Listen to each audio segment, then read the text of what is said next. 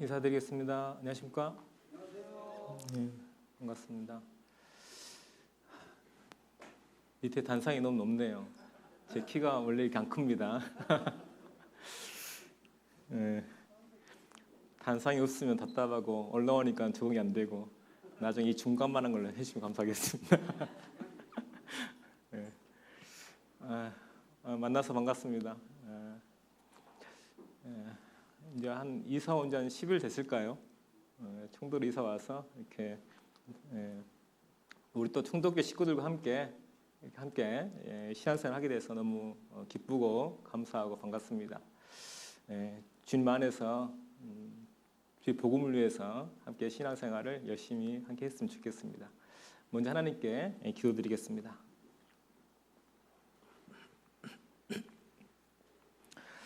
거룩하시고 은혜와 사랑이 풍성하신 하나님 아버지, 참으로 감사드립니다.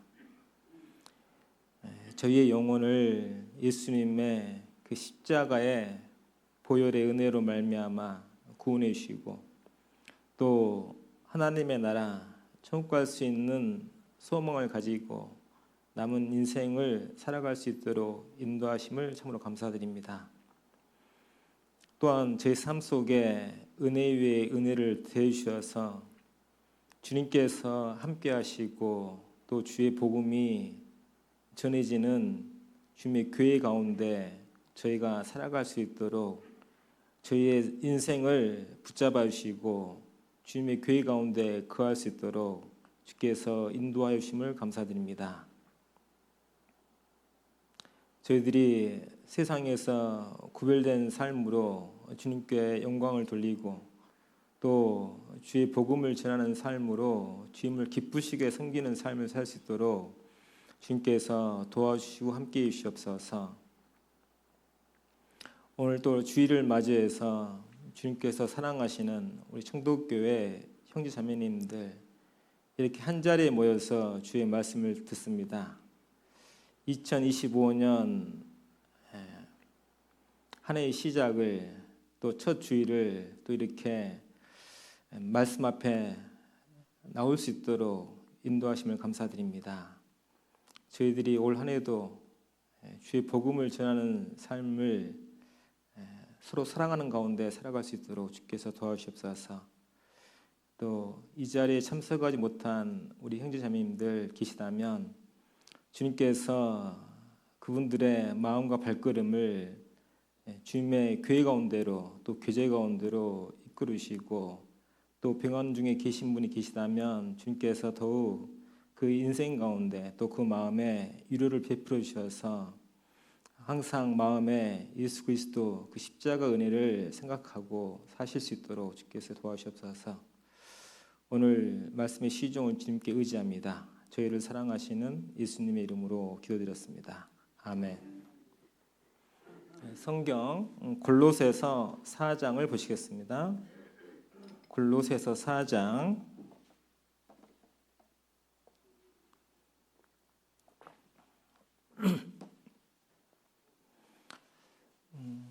골로새서 4장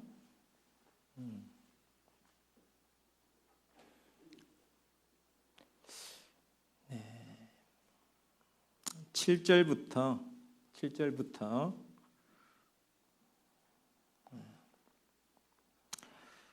18절까지 본문 말씀이 좀 긴데요. 7절부터 18절까지를 제가 한 절 읽고 우리 형제자님께서 한 절 읽고 우리 교독을 한번 천천히 해보도록 하시겠습니다. 제가 먼저 읽겠습니다. 골로새서 4장 7절입니다. 두기고가 내 사정을 다 너희에게 알게 하리니 그는 사랑을 받는 형제요 신실한 일꾼이요 주 안에서 함께 된 종이라.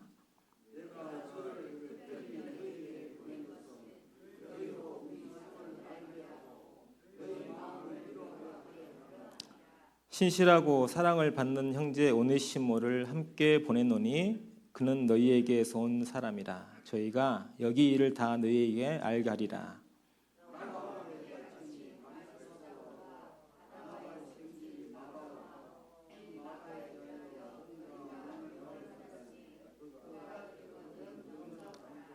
유수도라 하는 예수도 너희에게 문하나니 저희는 할례당이라. 이들만 하나님 나라를 위하여 함께 역사하는 자들이니 이런 사람들이 나의 유로가 되었느니라.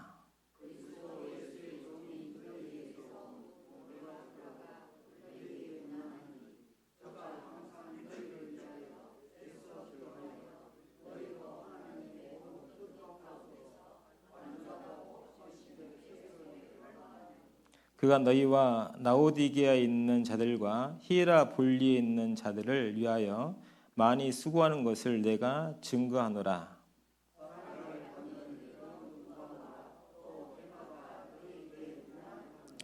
라오디게아에 있는 형제들과 눈마와 그 여자의 집에 있는 교회에 문안하고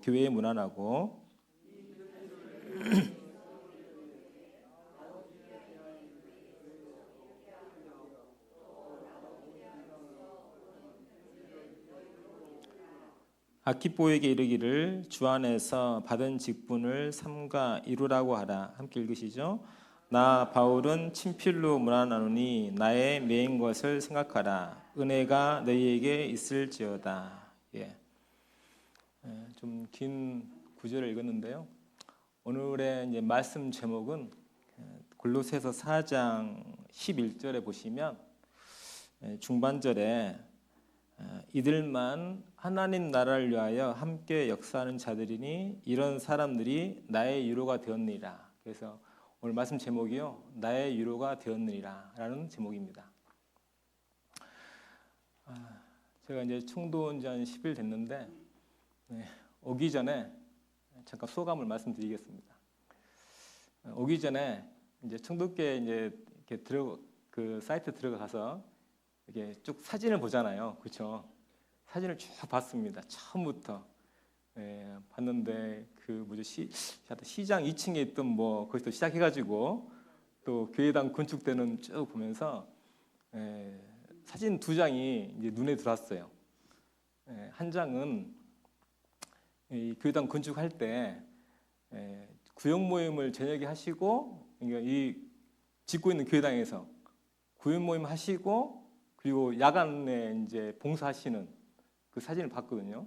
근데 그때 이제 이 청도교회 초대 담임 목사님이신 홍정상 목사님께서 이렇게 그 창틀을 이렇게 등에 쥐고 계단을 올라오는 모습을 찍힌 사진이 있더라고요.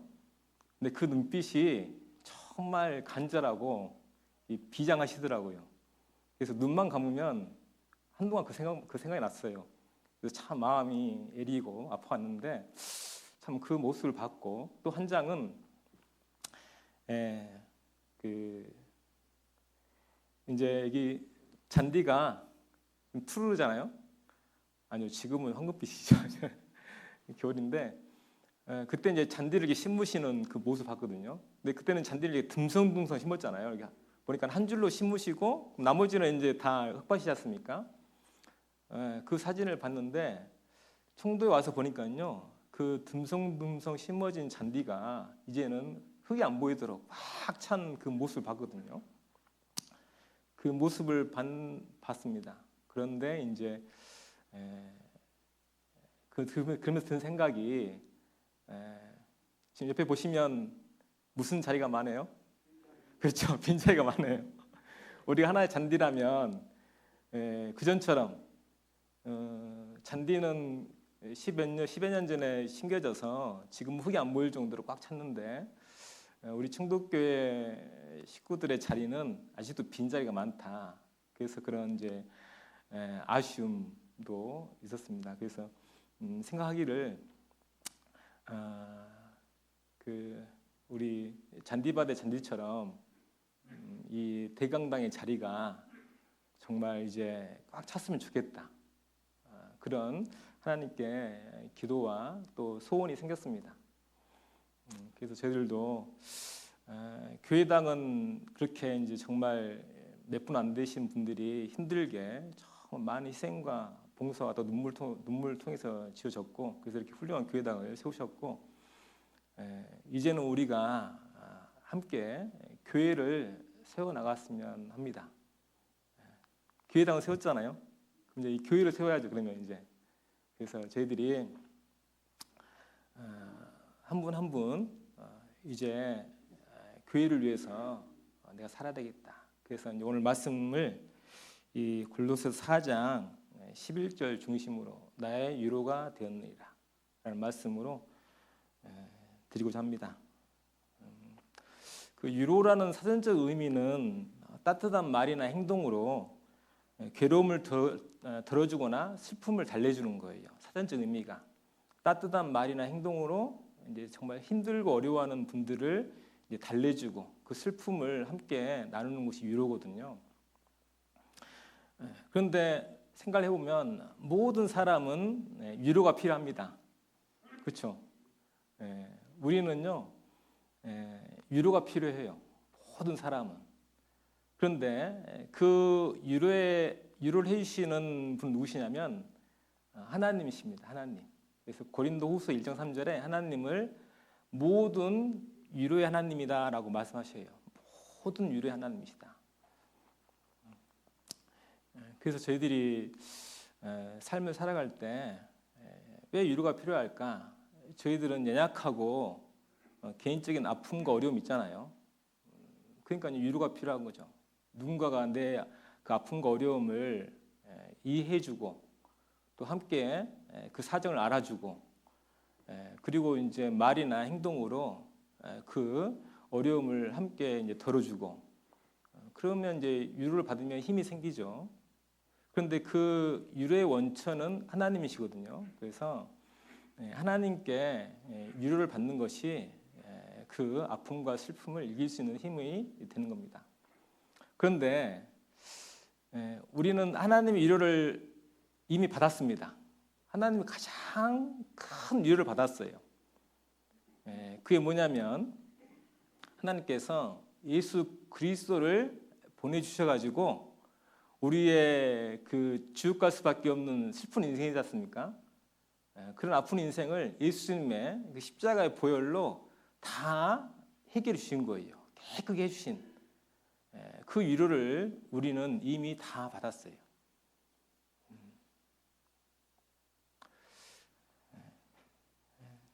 성경에 예수님을요 이스라엘의 위로라라고 말씀하신 구절이 있습니다. 한번 찾아보시겠습니다. 누가복음 2장 누가복음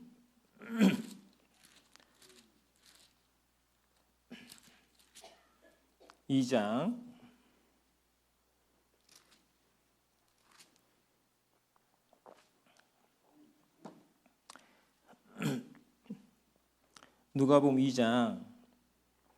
25절 누가복음 2장 25절 제가 읽어드리겠습니다. 예루살렘에 시므온이라는 사람이 있으니 이 사람이 의롭고 경건하여 이스라엘의 위로를 기다리는 자라. 성령이 그 위에 계시더라.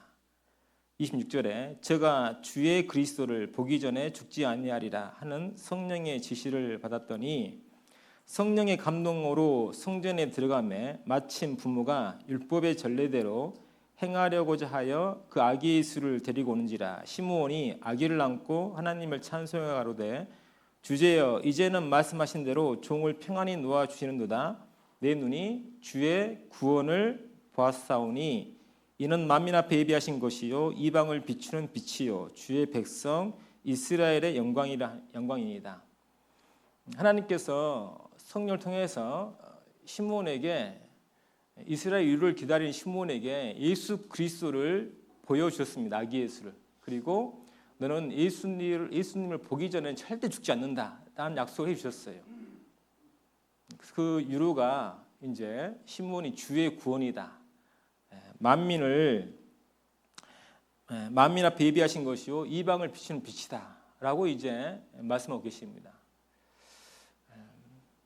그래서 저희들은 지옥 갈 수밖에 없는 운명이 없고 저희 죄로 말미암아서 영원한 영멸을 받을 수밖에 없는 인생들이었는데 하나님께서 예수 그리스도를 보내주셔가지고 우리의 영혼을 구해주셨습니다. 그게 이제 하나님의 위로입니다. 진정한 위로는 무엇이냐면 그 힘들고 어려운 일을 해결해 주는 게 진정한 위로겠죠. 물론 이제 말로 이렇게 힘을 복돋아 주고 같이 슬픔을 나누는 것도 위로겠지만 진정한 위로는 그분의 어려움을 해결해 주는 것이 진정한 위로입니다. 그렇지 않겠습니까? 그런데 예수님께서 이 세상에 오셔가지고 있잖아요. 그런 진정한 위로자이심을 마태, 마가, 누가, 요한복음에 보면 복음서에 보면 나와 있는데 그 중에 한 가지 많은 예가 있지만 그 중 한 가지가 뭐냐면요. 누가복음 7장에 나인성이라는 성의 과부의 아들이 죽었습니다. 아들이 죽어서 이제 장례식을 치르고 이제 무덤을 향해 가고 있는데 예수님께서 그 장례 행렬을 만나셨어요. 만났는데 그 여인을 그 아들을 잃은 그 과부를 보고 예수님께서 무엇을 하셨냐면요. 울지 말라라고 말씀하시는 거예요. 울지 말라. 우리도 저번에 이제 최근에 이제 그 김태선 성도님이 장례를 치르셨잖아요. 근데 그 장례에 어떤 유가족이 울고 있는데 그분에 가서 울지 말라라고 말씀할 수 있습니까? 그런 말은 못 해요. 그렇죠? 상심이 크시겠습니다. 그런 말을 하시지만요. 슬픔을 당하고 있는 유족에게 울지 말라라고 명령하실 수는 없습니다. 그런데 울지 말라라고 한 이유는 뭐냐면 내가 너의 그 고통을 괴로움을 해결해 줄 테니까 울지 말라 하는 거예요. 저희들도 그런 말을 할 수 있죠. 아이가 막 장난감을 못 사가지고 막 울고 있잖아요. 그렇죠? 이마트 가가지고 막 떼쓰잖아요. 이거 사줘. 막 울잖아요. 그러면 아빠가 뭐랍니까? 엄마가 울지 마. 그렇죠? 내가 사줄게. 그렇잖아요. 우리는 그 정도 능력은 있지만 죽은 사람을 살릴 수 있는 능력은 없습니다. 그러니까요. 그런 말 못 하는 거예요. 그런데 예수님은 그 과부에게 울지 말라. 그리고 죽어있는 청년에게 청년이여 일어나라 라고 말씀하시는 거예요. 그건 하나님이 아니면 하실 수 없는 말입니다. 그렇잖아요. 그리고 뭐 어떻게 됐습니까? 일어난 청년이 건강하게 살아나니까요. 그를 그 과부에게 주셨다라고 되어 있어요. 그러니까 조금 전까지는 아들이 죽어가지고 슬픔 가운데 있는데 예수 그리스도를 만나가지고 예수님께서 울지 말라 하시고 일어나라 하시고 그 건강한 다시 회복한 청년을 그 어머니에게 준 거예요. 그게 진정한 위로입니다. 그런데 우리가 그런 위로를 하나님께로부터 받았다는 거예요. 하나님께로부터. 우리도 구원받기 전에는 인생을 헤맸지 않습니까? 죄 때문에 괴로워했잖아요. 이 죄를 어찌할꼬? 내가 곧 죽음을 향해서 가는데 인생이 허무한 거예요. 왜 사는지도 모르겠고 살면 살수록 더 힘들고 좀 나아지면 좋겠는데 몸은 점점 더 힘들어집니다. 어르신들 그러시죠? 하루하루 몸은 점점 더 힘들어지지 않습니까? 그러니까요. 이것저것 다 있어도 괴로운 거예요. 부질없는 겁니다. 근데 문제는 뭐냐면 소망도 없는 거예요. 어디로 가는지도 모르는 겁니다. 인생이 괴롭고 힘들고 어려운 거죠. 그런데 우리가 인생의 진정한 위로자 예수 그리스도를 만나셔서 예수님의 그 십자가의 보혈로 말미암아서 우리의 죄 문제를 다 우리가 해결한 것이 아니고 예수님께 해결해 주셨잖아요. 해결해 주셨습니다. 마치 죽은 과부 아들을 살려서 다시 어머니에게 준 것처럼 우리의 죽은 영혼을 살려서 살아있는 영혼을 만드셨고 우리를 살리신 거예요. 우리의 문제를 해결해 주셨어요. 근데 그 문제 해결을 받은 사람은 누가 문제 해결을 받느냐? 마태복음 5장 보시겠습니다. 하나님께서 아무나 그 문제를 해결해 주셨지만 진짜 그것이 진짜 마음에 들은 것은요, 아무나 들어오는 그 문제 해결을 받는 게 아니에요. 마태복음 5장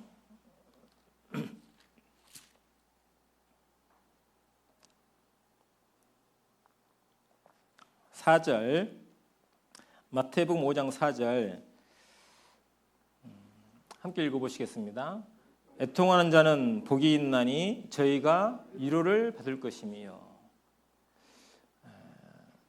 애통하면 그것은 불행이죠. 그런데 성경은 심령이 가난한 자는 4절에 3절에 심령이 가난한 자는 복이 있다, 애통하는 자는 복이 있다 라고 말합니다. 세상에서는 부자는 복이 있고 그리고 기쁜 자는 복이 있다고 하는데 성경은 반대예요. 심령이 가난한 자는 복이 있나니 천국이 저희 것이며 애통하는 자는 복이 있나니 저희가 위로를 받을 것이며. 무슨 위로를 받습니까? 하나님께로부터 천국권의 위로를 받는 거예요. 애통하는 자가. 그래서 예수님께서도 마가복음 1장 15절에 마가복음 상에서 처음 하신 말씀이 때가 찼고 하나님 나라가 가까웠으니 회개하고 복음을 믿으라. 회개하고, 누가 회개합니까? 애통하는 자.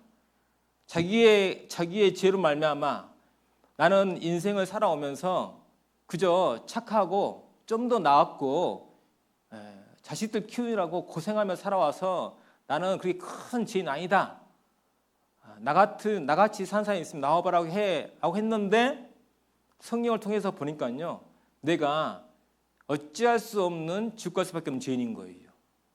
근데 그 죄인의 운명은 빛의 나라가 아니고 영원한 불못인 겁니다. 그 자신의 갈 곳을 알게 되니까요, 애통하죠. 우리가 건강검진 했는데 암이 발견됐어요. 그렇죠? 암이 발견되면 걱정이 됩니까? 안 됩니까? 걱정이 되죠. 건강검진 전에는요, 자기가 암 환자인지도 몰랐어요. 그래서 인생을 많은 걸 계획하고 기쁘게 살고 있었는데 괜히 병원 가가지고 건강검진 하니까요, 암이 발견돼가지고 인생이 그때도 괴로워지는 거예요. 그런데 그렇게 해야 병이 낫잖아요. 건강검진을 하고 내가 죽을 병이 걸렸구나, 그러면 내가 의사한테 가서 살아야 되겠다, 그런 애통하는 마음을 가지고 의사한테 가야 병의 고침을 받고 이제 완쾌되죠. 그게 위로지 않습니까? 애통하는 자는 복이 있나니 위로를 받을 것이며.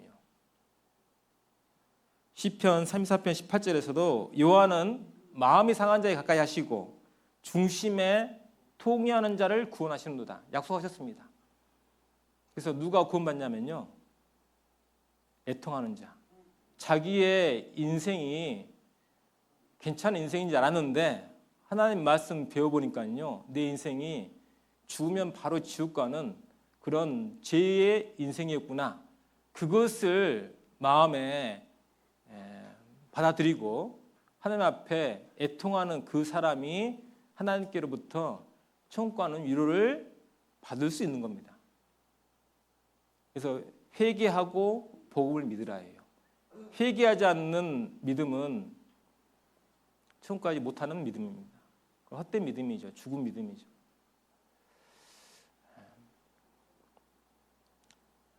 그래서 저희들이 참으로 구원을 받으셨잖아요. 그러면요, 우리는 이미 하나님의 위로를 예수 그리스도로 말미암아 받은 사람들입니다. 천국 가는 위로를 이미 받은 사람들이에요. 그래서 어떻게 보면요, 하나님의 위로가 더 이상 필요 없겠다 싶지만 우리가 또 구원받은 사람으로서 이 세상 또 살아가고 있잖아요. 살아가고 있습니다. 근데 살아가고 있는데 삶이 어때요? 힘드시죠? 그렇죠? 저도 지난 한 달 힘들었어요.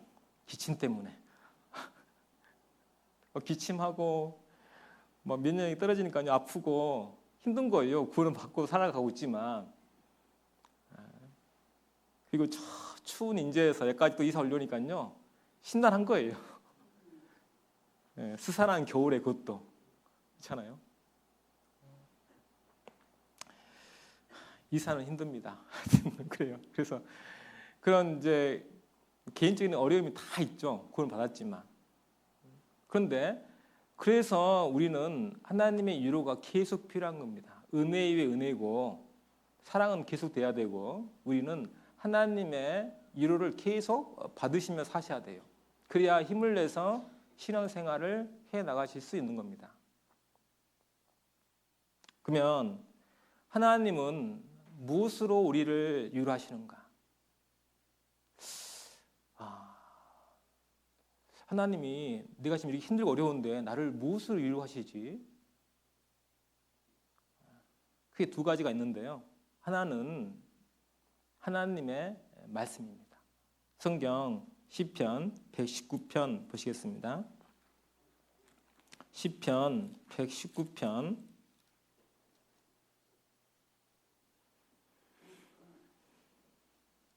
시편 119편 50절입니다.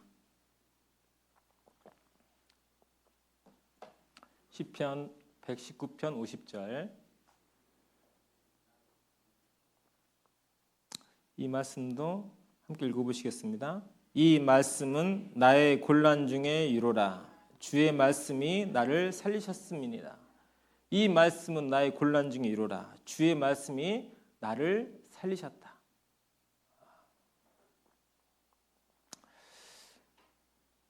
지금 신앙생활 하시는데 좀 힘이 없고 어려우세요?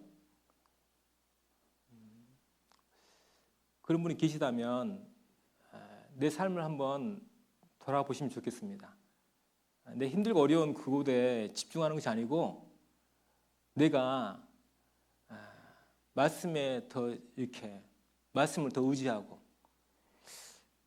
하나님 말씀밖에 없습니다 하고 말씀을 딱 붙잡고 한번 계속 묵상하시면서 한번 살아보셔요. 놀랍게도 뭐가 생기냐면요, 마음에 위로를 받아요. 하나님께로부터. 그리고 마음에 그래, 주를 위해 살아보자 하는 힘이 생깁니다. 이 말씀은 나의 곤란 중에 위로라. 주의 말씀이 나를 살리셨습니다. 내 돈이 나를 살리는 거 아닙니다. 내 명예가, 내 인맥이, 나의 재능이 나를 살리는 것이 아니에요. 나를 살리는 것은 주의 말씀이 나를 살리십니다. 그렇잖아요. 요한복음 1장 1절에 태초에 말씀이 계시니라. 이 말씀이 하나님과 함께 계셨으니 이 말씀은 곧 하나님이시니라. 그렇잖아요. 보이지 않는 하나님을 하나님은 우리에게 성경을 통해서 자신을 언제든지 볼 수 있도록, 말씀을 통해서 언제든지 자신을 의지할 수 있도록, 말씀을 통해서 언제든지 위로를 받을 수 있도록 우리에게 성경을 주셨어요. 그런데 저부터도 그렇습니다. 힘들고 어려우면요, 일단 그 일부터 집중해요. 그 일부터. 내가 이 문제를 해결해야 돼. 어떻게 해서든지 내 인맥, 내 재능, 내 경험, 나의 물질, 그걸 가지고 그걸 해결해야 돼 라고 다가섭니다. 그런데 해결이 안 되거든요. 해결은 되어가는 것처럼 보이는데 마음은요, 점점 피폐해지거든요. 그래서 구원받은 사람은요, 결국은 다시 말씀으로 돌아와요. 말씀으로. 다시 말씀으로 돌아옵니다. 근데 그게 결국 누구한테 돌아오는 겁니까? 하나님께 돌아오는 거예요. 그래서 무릎을 꿇어요. 그래서 저희들이 간증할 때 그런 간증 하잖아요. 제가 다 뭐라고요? 다 내려놨습니다. 그렇죠? 다 내려놨습니다. 이제는 하나님밖에 없습니다. 그때부터가 이제 문제 해결의 시작입니다. 예전에 한 형제님 계셨는데 아이가 딸이 태어났어요. 100일이 됐는데 홍역이 걸린 거예요. 100일. 홍역은 주로 돌 때 걸리잖아요. 근데 100일 때 홍역 걸려가지고 병원에서 있잖아요. 동네 의원에서 보건소에 신고한 거예요. 100일 전에 홍역 걸렸다. 그 보건소에서 그 부모한테 통보가 온 겁니다. 역학조사 나가겠다고. 왜 100일 전에 홍역이 걸리냐. 머리에서 발끝까지요. 빨간 발진이 올라와가지고 그 정말 사랑스럽던 아이가 있잖아요. 괴물처럼 변한 거예요. 온몸이 머리에서 발끝까지.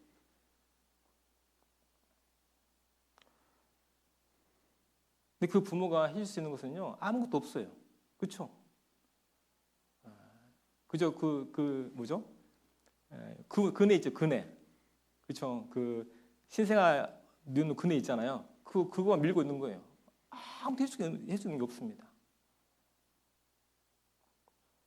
마음이 얼마나 답답하고 힘들었는데, 그런데 성경도 볼 수 없죠. 계속 흔들어야 되고 애기는 울고 있고.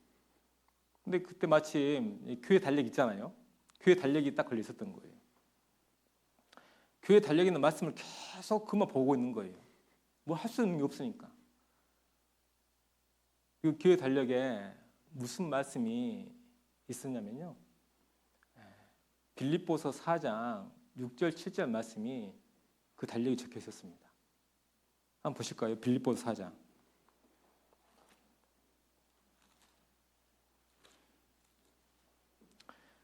빌립보서 4장 6절과 7절입니다.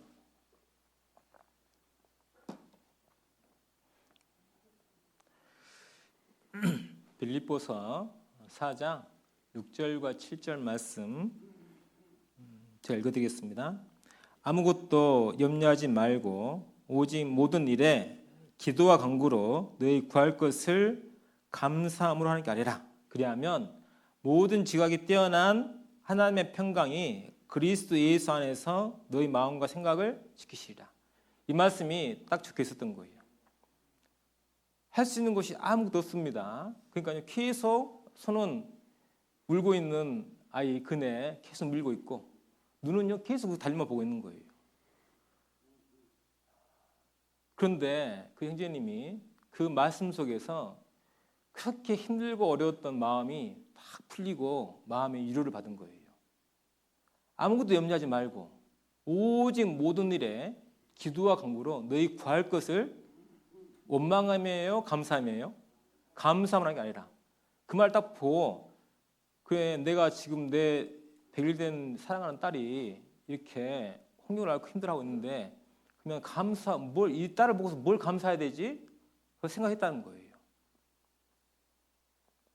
생각을 해보니까요 감사할 것이 하나 둘 떠오르다는 겁니다. 첫 번째는 이 딸을 주신 거 감사하고 그렇죠? 100일 동안 이 딸로 인해서 함께 웃고 정말 기뻐했던 거 감사하고 그리고 이 딸로 말미암아 내가 새로운 호칭을 얻었잖아요. 그렇죠? 새로운 호칭. 그게 뭐예요? 그렇죠. 아빠, 엄마 라는 호칭을 얻었고 그리고 이 딸이 설령 하나님 데려가시더라도 어디 갑니까? 천국에서 다시 만날 소망이 있다. 그것이 딱 마음에 새겨지니까요. 그때부터는요 마음에 그 말씀이 위로가 되는 거예요. 힘이 생기는 겁니다. 그래서 하나님 감사합니다. 이 딸을 데려가셔도 감사하고 낳게 하셔도 감사합니다. 그래서 그리하면 모든 지각에 뛰어난 하나님의 평강이 그리스도 예수 안에서 너희 마음과 생각을 뭐라고요? 지키시리라. 우리는 지켜야 될 중에 가장 중요한 것은요. 마음과 생각을 지키셔야 돼요.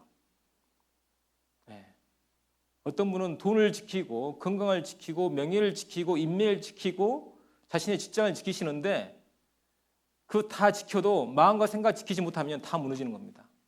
그렇죠? 우리가 그럴 때 있잖아요. 부모로서의 삶도 그렇고 직장인의 삶도 그렇고 개인 사업 하시는 분도 그렇고 심지어 교회 생활 할 때도 뭐예요? 놓고 싶다. 그런 생각 드실 때 없었어요? 이제 정리하고 싶다. 놓고 싶다. 이 가장의 무거운 짐도 놓고 싶고, 직장에서 이렇게 맨날 상사한테 욕먹고, 예? 모욕당하고 그만두고 싶고, 교회에서도 1, 20년 했더니 놓고 싶고,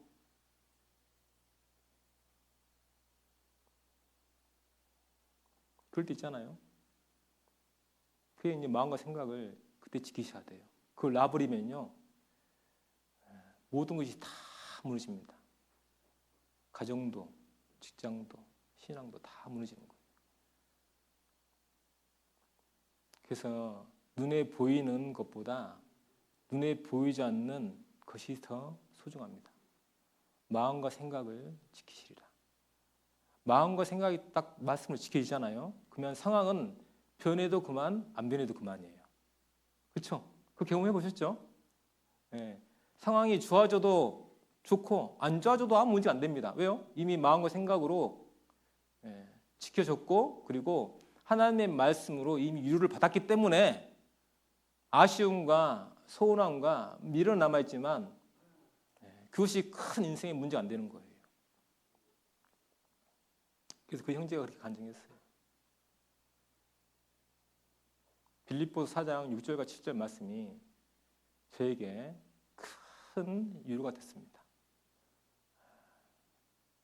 그 딸이 살았을까요? 하나님 왜 갔을까요? 네, 살아서 잘 살고 있어요 지금. 그래서 저희들은 정말 감사하게도 있잖아요. 세상 사람들은 위로받을 데가 없어요. 위로받을 데가 없습니다. 친구가 위로해 줄까요? 아니요. 위로받다가 더 상처받아요. 그렇죠? 위로한다고 했던 말이 도리어 상처가 될 때도 많이 있습니다. 사정을 모르잖아요. 내 사정을. 근데 하나님은 우리 모든 사정을 다 알고 계시잖아요. 그래서 하나님 말씀을 읽고 묵상하고 배울 때 그분에게 가장 위로되는 말을 하나님께서 딱 넣어주셔요. 그래서 우리가 지금까지 이 자리에 있는 겁니다. 내가 뭘 잘해서 있는 것이 아니고, 내가 건강해서 이 자리에 있는 게 아니고, 하나님의 말씀으로 위로를 받았기 때문에 이 자리에 계신 거예요. 그래서 우리는 그저 감사될 뿐입니다. 두 번째는 하나님께서 무엇으로 내 힘들고 어려운 그 삶을 위로해 주시느냐. 그 두 번째가 방금 읽은 오늘 본문 말씀 골로새서 돌아가 보시겠습니다. 골로새서 4장, 골로새서 4장 11절 중반절에 보시면 하나님 나라를 위하여 함께 역사하는 자들이니 이런 사람들이 나의 위로가 되었느니라. 하나님 나라를 위해서 함께 역사하는 자들. 세 글자로 말하면요, 동역자입니다. 동역자. 하나님 나라에서 함께 역사하는 자들. 또 세 글자로 말하면 위로자예요.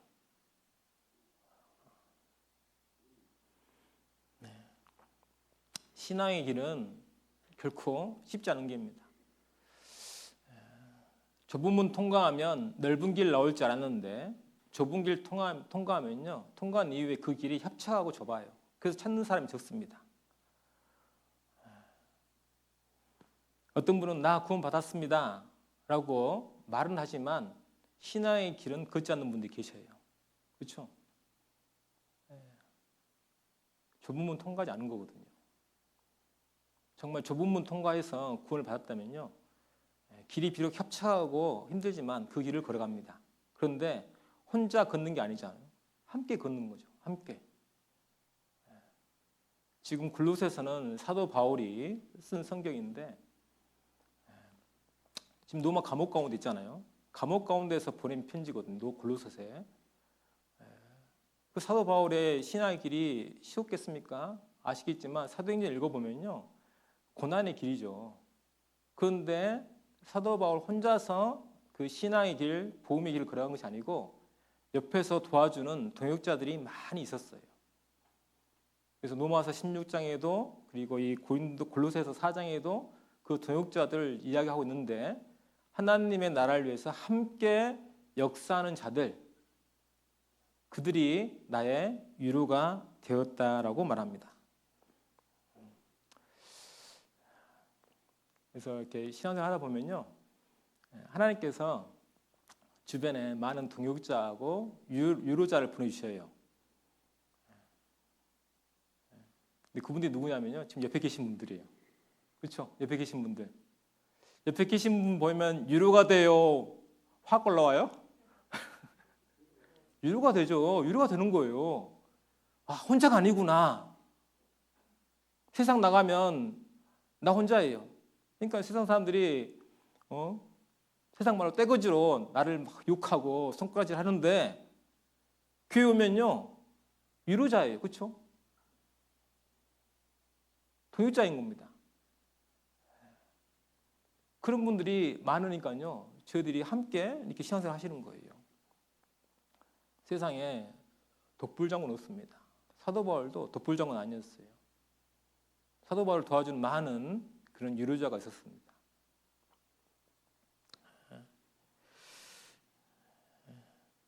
위로자에게 필요한 것은요, 동역자에게 필요한 것은 어떤 재능이나 어떤 능력이 아니에요. 왜 그럴까요? 재능이나 능력은 하나님께서 갖고 계시죠. 그렇죠? 그래서 우리가 하나님을 수식할 때 전능하시다라고 말하잖아요. 전지하고 전능하시다. 모든 걸 알고 계시고 모든 걸 다 행할 수 있는 그분에게 필요한 삶의 위로자는요, 세 가지 조건을 갖추는 겁니다.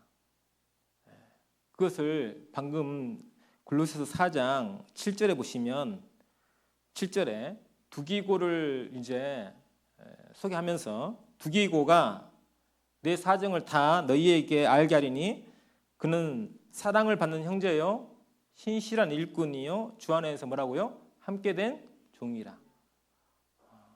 하나님은 이런 사람을 원하십니다. 교회 일은 교회에서 함께하는 봉사는요 자기 재능으로 하는 게 아닙니다. 능력으로 하는 게 아니에요. 그런 재능과 능력은 하나님께 있는 거고 서로에게 위로가 되는 사람은요 누구냐면요 이 세 가지입니다. 첫 번째가 7절에 보시면 그는 사랑을 받는 형제라고 되어 있죠. 사랑을 받는다. 이런 표현이 계속 나오거든요. 사랑을 받는다. 그리고 9절에도 신실하고 사랑을 받는 형제 오네시모, 사랑을 받는다. 그리고 14절에서도 사랑을 받는 의원 누가. 계속 동역자를 위로자를 이야기할 때 소개할 때 사랑을 받는 형제라고 계속 소개하고 있어요. 사랑을 받는다. 왜 사랑을 받냐면 사랑을 먼저 베풀어 주니까 사랑을 받는 거예요. 사랑은 받는 거예요, 주는 거예요? 아니요, 주고 받는 거예요. 그렇죠? 그렇죠? 사랑은 주고 받는 거예요. 그렇죠? 네. 네. 어쨌든 사랑은 주고 받는 겁니다. 네.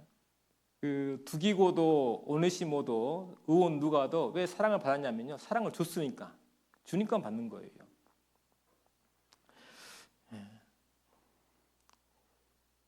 그래서 동역자의 위로자의 제1의 조건은 뭐냐면요, 사랑을 주는 거예요. 이렇게. 사랑을 베푸는 것. 그래서 예수님께서도 요한복음 15장 12절에 내 계명은 곧 내가 너희를 사랑한 것 같이 너희가 서로 사랑하라 하는 이것이라. 내가 너희를 사랑한 것 같이 너희도 서로 사랑하라.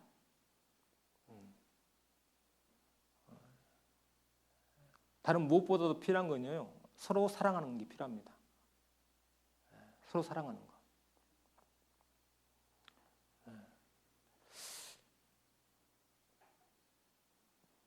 가정을 이렇게 보면 가족들이 있죠. 집안에 가정이 있습니다. 그렇죠? 집은 크고 넓고 좋은데 그 안에 가정이 화목하려면 뭐가 있어야 될까요? 사랑이 있어야 돼요. 그렇죠?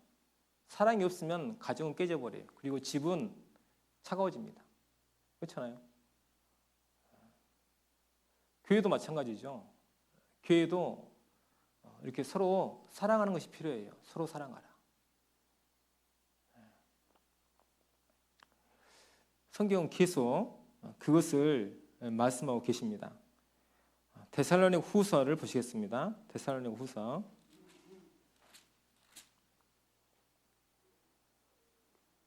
1장 3절, 데살로니가 후서 1장 3절. 형제들아, 우리가 너희를 위하여 항상 하나님께 감사할지니 이것이 당연함은 너희 믿음이 더욱 자라고 너희가 다 각기 서로 사랑함이 풍성함이요.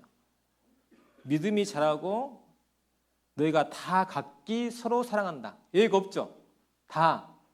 그리고 각자 서로를 사랑하는 거예요.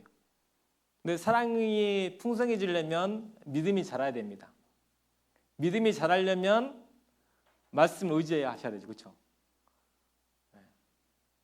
믿음은 막 자라는 게 아니에요. 하나님 말씀을 의지하고 말씀 이루를 받을 때 믿음이 자라고, 믿음이 자라면 사랑도 비례해서 자라요. 그래서 우리가 서로 사랑합시다 해서 사랑이 되는 게 아니고, 하나님 말씀을 개인적으로도 가까이 하고 말씀을 배우는데 함께 하시고 또 말씀을 전하는 곳에 함께 하셔서 자신의 믿음이 자라야 그 자란 믿음 가운데 사랑도 함께 풍성해지는 겁니다. 그래서 한번 잘 생각해 보세요. 교회 가운데서 어떤 형제자매가 좀 실수하고 어려울 채고 좀 이렇게 그렇게 했을 때 이렇게 막 지적하시고 그리고 왜 그것밖에 못하냐고 막 하시는 분들 계시잖아요. 근데 그분들 보면 믿음이 그 정도인 거예요. 그래서 그래요. 근데 정말 하나님에 대한 믿음이 있고 정말 하나님 의지하는 마음이 있으면요, 내가 너희를 사랑한 것 같이 너희도 사랑하라 하셨기 때문에 나도 저런 모습이 있지, 나도 저렇게 실수할 수 있지, 그거 하면서 이게 품어줍니다. 품어줘요. 그래서 믿음과 사랑은 비례합니다. 그래서 저희들이 서로 사랑하기 위해서는요, 믿음이 필요하고 그 믿음의 성장을 위해서는 말씀에 대한 개인적인 읽고 묵상하고 말씀을 또 배우는데 신경을 쓰셔야 됩니다. 베드로전서 4장을 보시겠습니다. 베드로전서 4장.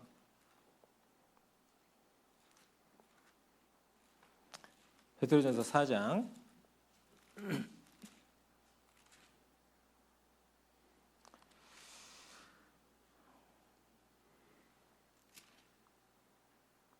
베드로전서 4장 7절에서 10절까지 제가 읽어드리겠습니다. 베드로전서 4장 7절에서 10절. 만물의 마지막이 가까웠으니 그러므로 너희는 정신을 차리고 근신하여 기도하라. 무엇보다도 열심으로 서로 사랑할지니 사랑은 허다한 죄를 덮느니라. 서로 대접하기를 원망 없이 하고 각각 은사를 받은 대로 하나님의 각양 은혜를 맡은 선한 청지기같이 서로 봉사하라. 만물의 마지막 가까웠으니, 이 베드로전서는 지금도 2000년 전에 기록된 성경이죠. 2000년 전에도 만물의 마지막 가까웠으면 지금은 훨씬 더 가까워졌죠. 훨씬 더 가까워졌습니다. 올해 인류의 역사 끝나도 하나도 이상할 것이 없습니다. 그렇잖아요. 예수님께서 말한 마지막 때의 징조가 우리 시대는요, 나이를 할 수 없을 정도로 일어나요. 나이를 할 수 없을 정도로. 아시는 것처럼 자동차가 제일 처음에 새 차면은 조용하잖아요. 근데 좀 오래되면 어때요? 시끄러지죠? 갈 때가 되면요? 더 난리 나죠? 그렇죠? 갈 때가 되면. 예. 지금 세상이 그래요. 이 지구가 정말 사람을 태워 달린 자동차처럼 지금 있는데 시간이 지날수록요, 지구가 지금 더 진동이 심해져요. 더 난리 나요. 어떻습니까? 차 타고 가다가 아이고 곧 폐차해야 되겠네 그렇게 말하는 것처럼 지구가 지금 그렇습니다. 폐차 직전이잖아요. 그럼 마무리 마지막 가까웠을 때 해야 될 일은 뭐냐? 정신 차리고 정신 차려라. 마지막 때가 되면요, 마귀가 정말 더 요동합니다. 사람을요, 한 명이라도 더 지옥으로 끌고 가고 구원받은 사람이 신앙생활을 더 하지 못하도록 세상 것으로 요동을 쳐요. 정신 못 차리도록. 정신 못 차리면 큰일 나잖아요. 그래서 정신 차려 그러잖아요. 정신 차리라고. 정신 차리셔야 돼요, 지금. 그러면서 근신하여 기도하라. 말과 행동을 조심하면서 기도하라 이겁니다. 기도하라. 그리고 두 번째가 이제 8절에 무엇보다도 열심으로 서로 사랑할지니 사랑은 허다한 죄를 덮느니라. 무엇보다도 열심으로 서로 사랑해라. 서로를 교회 가운데서 배려해주고 헤아려주고 위로해주고, 그게 유로자의 제1의 성품입니다. 특성입니다. 사랑하는 것. 그래서 저희들은요, 그 위로를 받아야 살아요. 근데 그 위로가 뭡니까? 위로는 누가 해주냐면요, 사랑하는 사람이 위로해 주잖아요. 하나님은 사랑이시라. 그러니까 하나님께서 우리에게 진정한 위로자가 되셔가지고 예수 그리스도 그분을 보내셔서 우리를 구원하셨잖아요. 하나님이 세상을 이처럼 사랑하사 독생자를 주셨으니 이는 저를 믿는 자마다 멸망치 않고 영생을 얻게 하려 하십니다. 하나님이 세상을 이처럼 사랑하사 예수 그리스도를 보내셔서, 하나님은 사랑이시라. 사랑인 그분이 예수 그리스도를 보내셔서 우리의 인생을 위로해 주셨고, 우리의 인생을 위로해 주신 그분이 우리에게 말씀하신 것이 내가 너희를 사랑한 것 같이 너희도 서로 사랑하라. 그것을 우리에게 명령하신 거예요. 성경을 쭉 읽어보시면요, 하나님과 동행했던 모든 분들의 제일 첫 번째는 그 사랑이 있었던 겁니다. 그래서 사랑을 받은 거예요. 사랑을 받은 두기고, 사랑을 받는 오네시모, 사랑받는 의원 누가. 그리고 두 번째는요, 골로새서 다시 돌아가 보시면, 골로새서 4장 7절에, 골로새서 4장 7절 중반절에 그는 사랑을 받는 형제요. 두 번째가 신실한 일꾼이요. 그렇죠? 형제요. 그 다음에 일꾼이요. 신실한 일꾼이다. 신실하다는 것은 정직하고 성실한 겁니다. 정직하고 성실한 게 신실한 일꾼입니다. 우리도 이제 직장생활 해보셨잖아요. 직장생활 하고 계시잖아요. 어때요? 사장님 앞에서는 잘하는 척하고, 사장님 가버리면 그냥 놔버리고, 그건 신실한 거예요? 불성실한 거예요? 그건 정직하지 못한 겁니다. 그렇죠? 사장 있을 때는 일을 열심히 하는 척하고 없으면 그냥 게으르고, 그건 정직하지 못한 거죠. 근데 신실하다는 것은요, 정직하고 성실한 겁니다. 그래서 누군가에게 유로자가 되고 동역자가 되는 그분들의 삶을 보면요, 가정에서나 직장에서나 교회에서나 삶의 모습이 똑같아요. 그게 정직한 거예요. 교회 와서는 교회니까 거룩한 척, 죄송합니다만 그렇게 하고, 가정이나 직장에서는요, 군 안 받은 사람인 척 하고 살아가면 그건 정직하지 못한 겁니다. 하나님은 어디든지 다 계십니다. 그렇잖아요? 내 집에도 계시고 내 직장에도 계시고 이 교회도 계시는 거예요. 어떤 분은 신앙생활을 오해하신 분도 계십니다. 가정생활, 직장생활, 신앙생활 이렇게 생각하시는 분 계시는데 교회생활이 신앙생활인 줄 알아요? 아니에요. 신앙생활은 가정에서도 직장에서도 교회에서도 어디서든지 신앙생활입니다.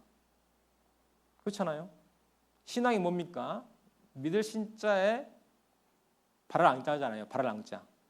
하나님 믿고 주님 바라보면서 하는 게 신앙생활인데 뭐 교회 와서만 하나님 믿고 바라본다. 그리고 가정과 직장은 그렇게 하지 않는다. 그것은 합당치 않은 모습이죠. 그래서 다 아실 겁니다. 진정한 유로자는요, 삶이 항상 일정해요. 가정도, 직장에서도, 교회에서도. 이걸 어떻게 우리가 이렇게 단면적인 모습 볼 수 있냐면, 교회학교 교사들 있잖아요. 분반 선생님들. 분반 선생님들의 일주일의 삶이 합당한 삶을 살면요, 그 뒤에 만나는 분반 학생들이 상태가 좋아요. 잘 교제가 돼요. 그런데 그 분반 선생님 삶이 일주일 동안 안 좋았잖아요. 그러면 학생들 상태도 안 좋아져요. 이상하게. 그리고 교제도 잘 안 돼요. 그런 거 다 경험해 보셨죠? 대답이 없으셔요. 경험 안 해보셨어요? 그래요. 저는 다 경험해 봤습니다. 이렇게 신앙생활 하면서 제 삶이 합당치 못하면요, 주일날 만나는 학생과의 관계도 정말 힘들고 그 학생들의 신앙도 무너진 걸 봐요. 그런데 내 삶이 가정이든 직장이든 어디서든지 정말 주님께 의지하고 합당한 삶을 살았으면요, 학생들을 만나도 그 학생들에서 유리해 주신 말이 있고 그리고 보이지 않는 그런 영향력이 딱 끼쳐집니다.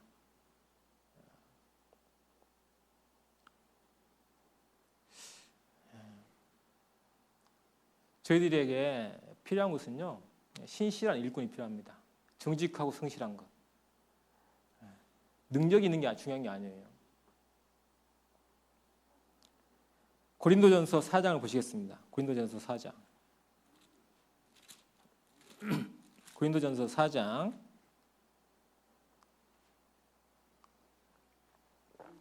1절 2절. 고린도전서 4장 1절 2절. 함께 읽어보시겠습니다. 사람이 마땅히 우리를 그리스도의 일꾼이요 하나님의 비밀을 맡은 자로 여길지어다. 그리고 맡은 자들이 구할 것은 충성이니라. 이 말씀 잘 보세요. 맡은 자들이 구할 것은 성공이다라고 안 돼 있어요. 뭐라고 돼 있습니까? 충성이다. 이게 저부터도 어떤 일을 맡으면, 예를 들면 오늘처럼 이제 청덕교회 첫 주일 설교잖아요. 그럼 제가 부담이 될까 안 될까요? 되죠? 우리 강대상 형제님께서 암송하는 부담 하셨잖아요. 떨린다고 하셨잖아요. 그 떨림이 저한테 전염이 돼가지고 앉아 있는데, 저분이 왜 저러시나? 난 더 떨리는데. 왜 그럴까? 잘해보려고 하니까. 그렇죠? 설교를 잘해야 돼. 내가 이번 설교해가지고 우리 청덕교회 형제자매 마음을 확 붙잡아가지고 한바탕 뭘 해봐야 돼. 하나님 그거 원하지 않으셔요. 뭘 원하냐면 충성.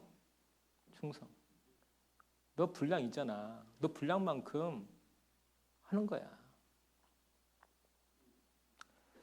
그래서 저희들은 어떤 봉사라든가 이게 주어지면요, 듣는 대답이, 돌아오는 대답이, 저는 능력이 없습니다. 한 번도 해본 적이 없습니다. 어떻게 제가 그 일을 할 수 있겠습니까? 왜 그런 말 할까요? 잘해야 된다. 어떤 봉사를 성공해야 된다라는 나도 모르는 그런 부담감이 있기 때문에 그렇게 말하는 거예요. 근데 하나님 원하시는 것은요, 충성. 충성이 뭘까요? 충성이 뭐냐면요, 잘하는 것도 충성이 맞는데 끝까지 하는 게 충성입니다. 끝까지 하는 거. 네? 신앙생활 언제까지 하실래요? 네?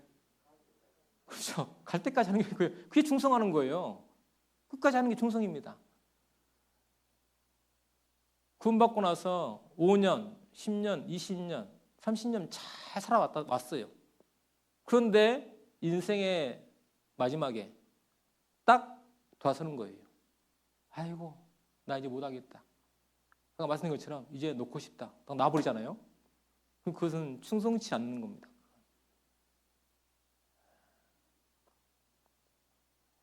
하나님은 신실한 일꾼, 정직하면서 자신의 자리를 잘 지키고 있는 그분을 필요로 하셔요. 저도 예전에 직장 다닐 때 뭔가를 고치려고 필요하면 뭐가 필요해요? 장비가 필요하잖아요. 장비가. 그렇죠? 그런데 장비가 필요한데요, 항상 그게 되풀이 되지만 쓰려고 하면 없어요. 그렇죠? 그건 있죠. 그 고가의 장비거든요. 그 장치를 고치기 위해서 사놓은 어떤 공구라든가 도구라든가 비싼 돈 사놨는데 어떤 다른 팀이 쓰고서 있잖아요. 아무 데나 방치해버리는 거예요. 그러니까요, 고치는 시간보다 찾는 시간이 더 오래 걸려요. 그런 적 없으세요? 그걸 찾다가요, 시간 다 보내버려요. 그럼 나머지 조원들은 뭐합니까? 그냥 누르려고 놀고 있는 거예요. 그 팀장은 급해가지고 막 장비 그 공구 찾아다니고. 그래서 수십만 원, 수천만 원짜리 공구 못 쓰고, 예? 몇백 원짜리 다 드라이버 가지고 고치고 그러는 거예요. 왜 그럴까요? 제자리 없기 때문에. 그렇죠? 제자리 없기 때문에. 신실한 일꾼은요, 자기 자리를 잘 지키는 겁니다. 예? 그럼 하나님 쓰셔요. 그런데 성공해야 된다, 잘해야 된다는 부담감 때문에 저는 능력이 안 됩니다. 저는 못합니다. 하나님 다 알고 계시거든요.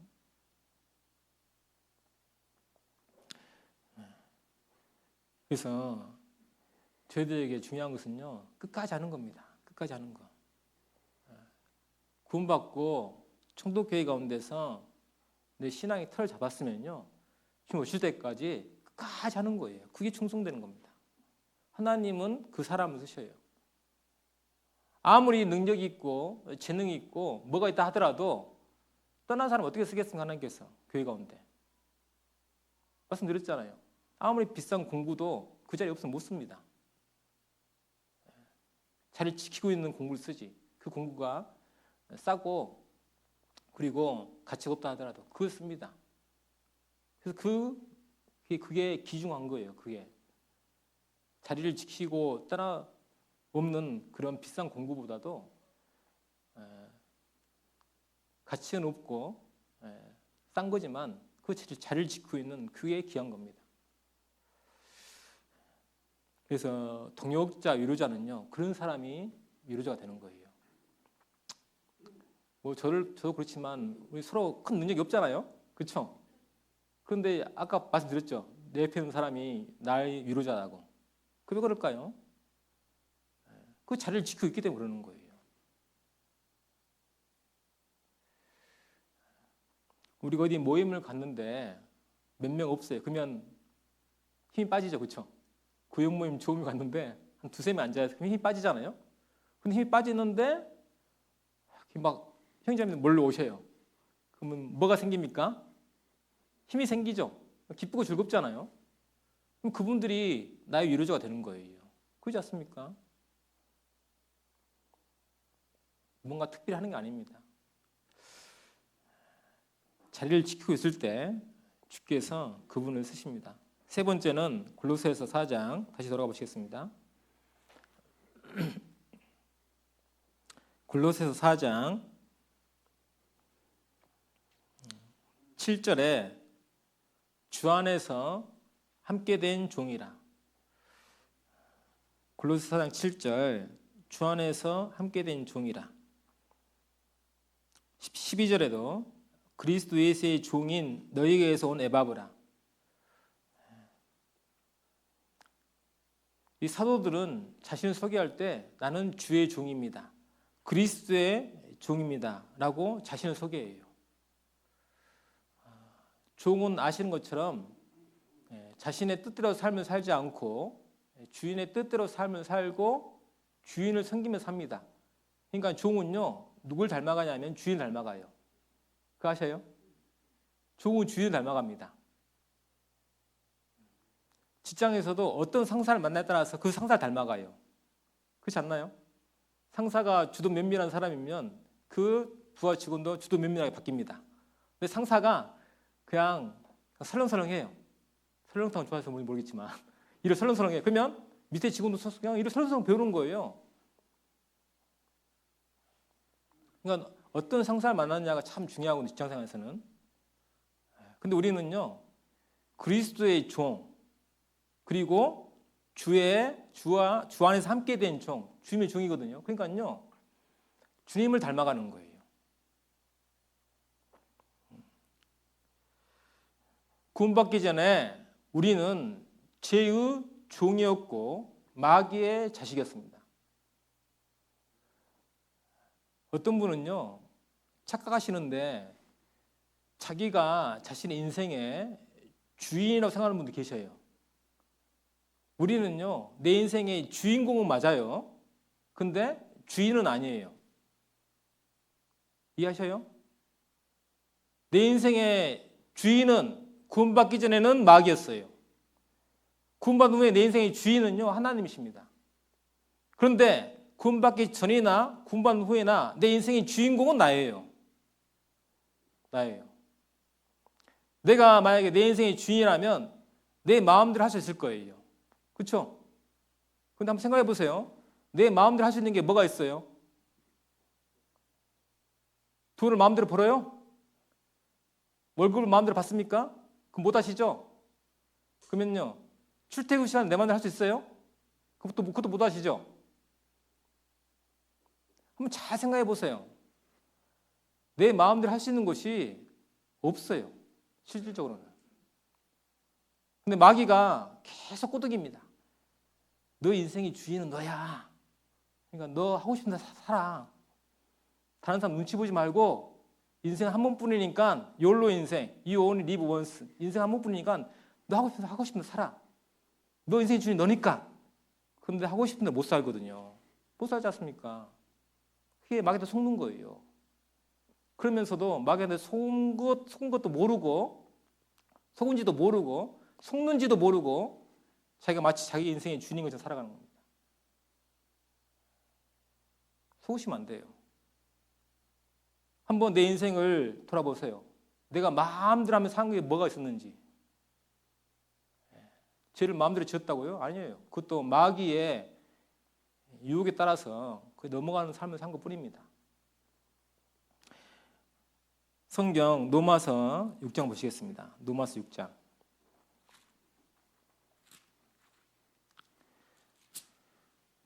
로마서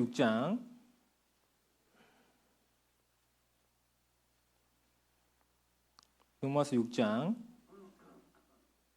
17절. 로마서 6장 17절입니다.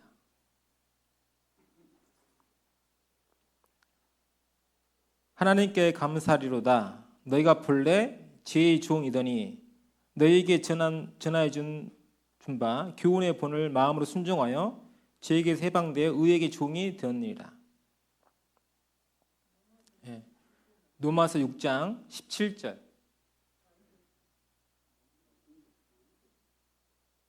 로마서 6장 17절.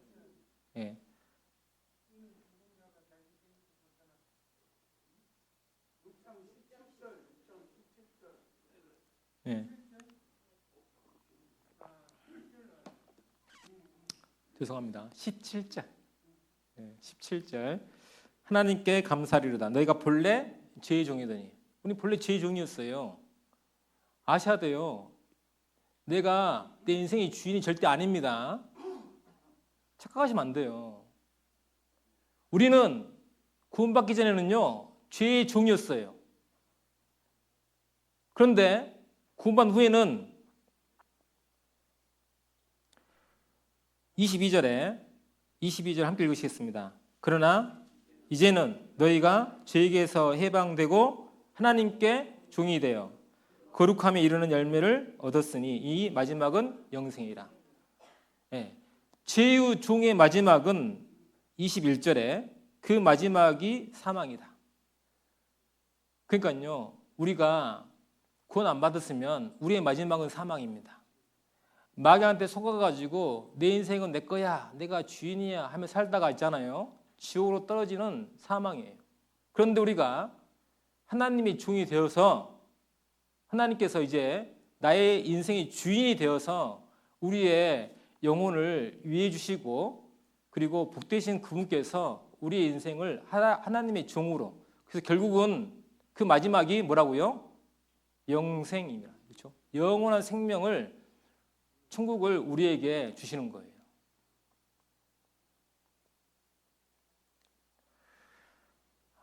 이걸 저희들이 잘 생각하셔야 됩니다.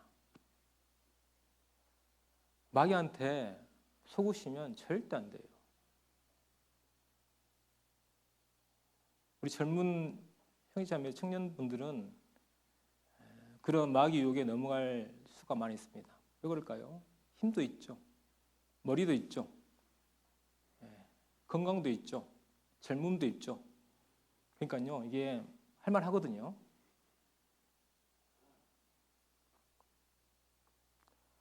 그런데 이제 인생 좀 살다 보고 이제 반백년이 넘어가면 이게 인생이 마음대로 되는 게 아니구나, 그렇죠? 원하는 되는 게 하나도 없구나.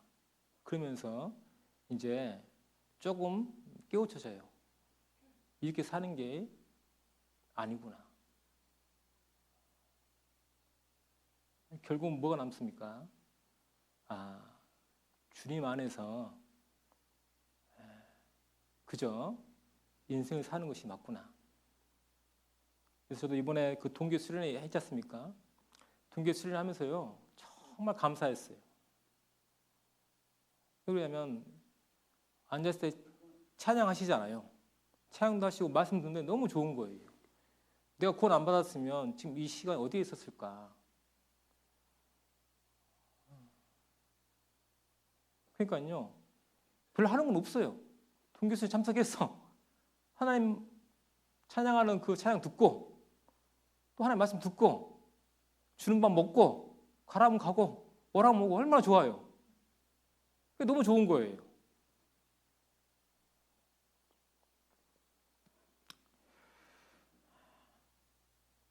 그래서 아셔야 될 것은 인생을 행복하게 살려고 하면 인생이 불행해집니다. 그거 아셔요? 행복을 추구하며 살면 인생이 불행해져요. 그런데 거룩한 삶을 살면 인생이 행복해집니다. 많은 분들이 행복한 삶을 추구해요. 나는 행복해져야 돼. 나는 잘 살아야 돼. 나는 건강해야 돼. 나는 모든 일이 다 형통해야 돼. 내 자식들은 다 잘 돼야 돼. 그 행복을 추구하면서 계속 살거든요. 근데 추구하면서 살다가 어때요? 인생 노년에 남는 것이 없어요. 자식도 떠나버리고 건강도 없어지고 직장도 잃어버리고, 그래서 마지막에 하는 소리가 허무한 인생이다. 헛살았다. 속은 거예요. 제 말이 사실인지 아닌지 한번 해보세요. 한 달간 난 행복해야 돼. 막 살아보세요. 그럼 진짜 불행해집니다. 그런데 거룩한 삶을 살아보세요. 그러면 인생이 행복해져요. 왜요? 하나님은 복되시다. 그렇잖아요. 하나님은 복되시다.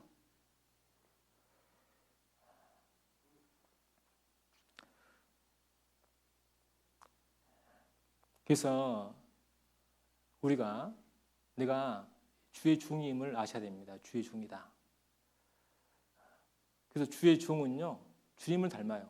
마태복음 11장 29절에 나는 마음이 온유하고 겸손하니 나의 멍에를 메고 내게 배우라. 그러면 너희 마음이 쉼을 얻으리니 이는 내 멍에는 쉽고 내 짐은 가벼움이라.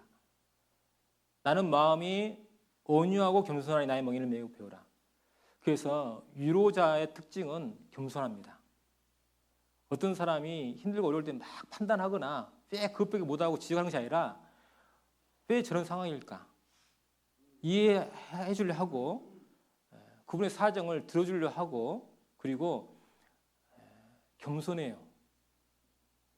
저분이 나보다 낫다예요? 낫다예요? 예? 저분이 나보다 낫다. 지으시면 힘들으시고 낫다. 쉬우셔야 그렇죠? 그게 겸손한 거예요. 한자도 아니죠. 한 획 차이지만요. 겸손과 교만이 거기서 결정됩니다. 그래서 겸손한 사람은 이해하고 헤아리고 그리고 어떻게든 함께 하려고 해요. 근데 교만한 분은요 계속 지적합니다. 왜 못했냐? 왜 그것밖에 안 되냐? 그러면 서로 힘들어지는 거예요. 예수님은요 나는 마음이 온유하고 겸손하니 나의 멍에를 메고 내게 배우라. 그러면 너희 마음이 뭘 얻어요? 쉼을 얻는다. 쉼을 얻는다. 인생에 쉼이 진정한 쉼이 찾아와요. 그게 힘이 되고 마음이 위로가 되는 겁니다. 그래서 그 세 가지 서로 사랑하면서 자신의 맡은 바 역할에 신실하면서 그리고 주의 종으로 삶을 사는 사람이 위로자이고 그 위로자, 동역자의 삶은 무엇이냐? 보시면 골로새서 4장 보시면 그런 마음을 가지고 골로새서 4장 보시면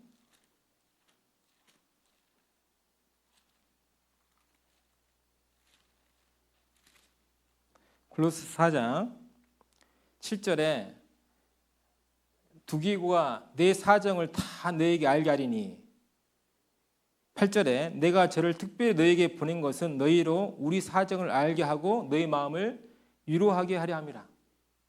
사정을 알려준다는 거죠. 사정을. 지금 사도 바울은 로마 감옥에 갇혀 있잖아요. 그러니까 골로새 교회 성도들이 사도 바울이 죽었는지 살았는지 아니면 그런 핍박 때문에 그 복음을 포기했는지 모르잖아요. 그러니까 마음이요 이게 안정 못 찾는 거예요. 힘든 거죠. 근데 두기고 와서 신실하고 그 사랑을 받고 신실하고 주의 종인 두기고 와서 그 주의 사도 바울 사정을 쭉 이야기하는 겁니다. 사도 바울이 그 로마 감옥에 갇혀 있으면서도 복음을 전하고 있습니다. 그 말을 들으니까요 마음에 뭘 얻어요? 마음에 위로를 얻는 거예요. 위로를.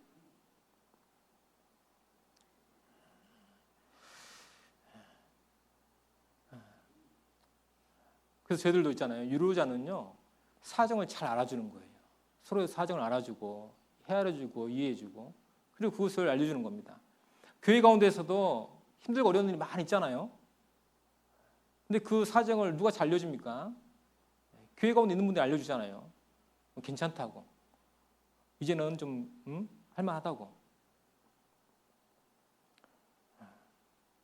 두 번째 위로자의 삶은요 동고동락하는 겁니다. 함께 고난도 함께하고 즐거움도 함께하는 거예요. 골로새 4장 10절에 보시면 나와 함께 갇힌 아리스다고는요 감옥에 안 갇혀도 되거든요. 그런데 사도 바울과 예루살렘에서 로마까지 함께 배 타고 그 죽을 고비를 넘기면서 함께 갇혔어요. 스스로 갇혔어요. 왜요? 사도 바울의 복음을 전하는 것을 도와주려고. 함께 갇힌 아리스다고 그리고 에바브라는 감옥에까지 찾아가서 골로새 교회 소식을 전하는 에바브로. 시간 관계상 찾지 않고 골로새 1장 7절입니다. 그리고 의원 누가, 사랑을 받는 의원 누가. 디모데후서 4장 11절에 보시면요. 의원 누가만 나와 함께 했느니라.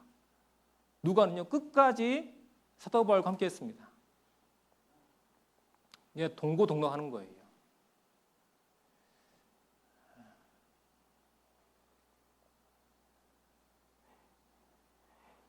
눕기에 눕을 아실 거예요. 오르바하고 룻 나오잖아요. 이해하시죠? 오르바 룻 아시잖아요. 그리고 나오미는 시어머니였잖아요. 룻과 오르바가 이제 다 과부가 됐습니다. 물론 나오미 이미 과부가 됐고 엘리멜렉 남편이 죽었고, 그래서 이제 나오미가 이제 그 모압 땅에서 예루살렘 자신의 고향으로 다시 돌아가려 해요. 돌아가려 할 때 나오미는요, 오르바는 자신의 동족에 돌아갔잖아요. 근데 룻은요 안 돌아갔습니다. 끝까지 나오미를 따랐거든요. 근데 나오미가 야, 너도 가라. 너 동서처럼 다시 돌아가라. 모압 땅으로 가서 다시 결혼해서 행복하게 살아라 하는데 룻이 뭐라고 하는지 아세요? 나오미에게 이렇게 말합니다. 어머니께서 가시는 곳에 나도 가고, 어머니께서 유숙하시는 곳에서 나도 유숙하고, 어머니께서 죽으시는 곳에서 나도 죽어 거기 장사할 것이라. 이렇게 굳게 결심한 것을 듣고서 나오미가 돌아가라는 소리를 그쳤어요. 그리고 같이 이제 유대 땅으로 갑니다. 이게 진정한 위로자예요. 함께 아픔도 함께 나누고 기쁨도 함께 나누고. 지금은 이런 결심이 정말 필요한 때입니다. 우리 청독교회. 혹시 딱 상을 받다가 발 뺄리는 분 계세요? 혹시 이 중에? 네? 교회가 좀 어려워지면 좀 생각 좀 해봐야 되겠다. 네? 그런 분 계십니까?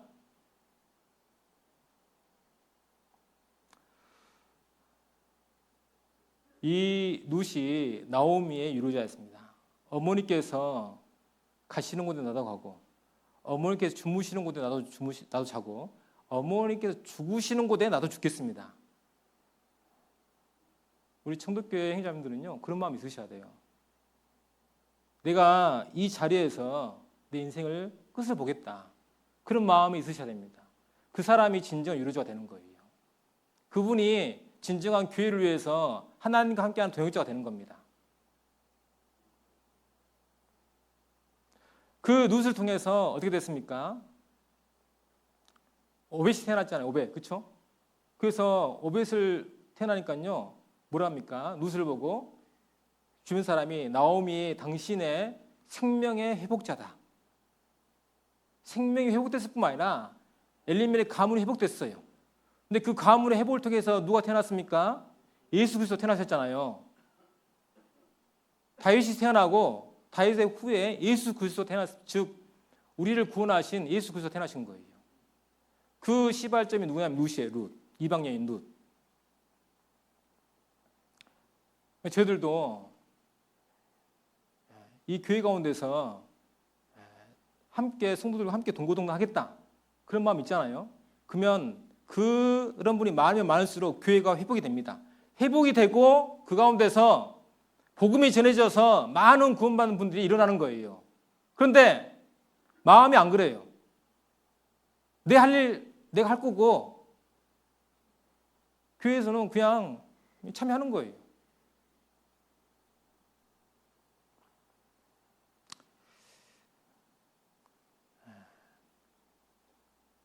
그래서 저희들이 정말 위로자의 삶을 사셔야 돼요. 서로에게 위로가 되고, 그리고 정말 서로의 사정을 알아주고 내가 이곳에서 뼈를 묻겠다 그런 마음으로 주님과 교회를 일할 때 복음이 전해집니다. 그래서 더 드릴 말씀이 있지만 여기까지만 드리겠습니다. 그래서 저희가 있잖아요, 복음을 위해서 한번 살아보시게요. 그렇죠? 결심하셨어요? 결심하셔야 돼요. 그렇지 않으면 나도 모르게 언제 밟힐지 몰라요. 네? 그러면 그분의 삶이 행복해질까요? 아닙니다. 불행해집니다. 불행해져요. 그런데 그런 결심하고 사니까요, 룻의 인생이 행복해졌습니까? 불행해졌습니까? 행복해졌잖아요. 그런 거예요. 그게 인생의 진리입니다. 그게 구원받는 사람의 삶의 원리예요. 그래서 그런 인생 주님 안에서 사셔야 되겠습니다. 함께 기도하시겠습니다. 저희를 사랑하시는 하나님 아버지 감사드립니다.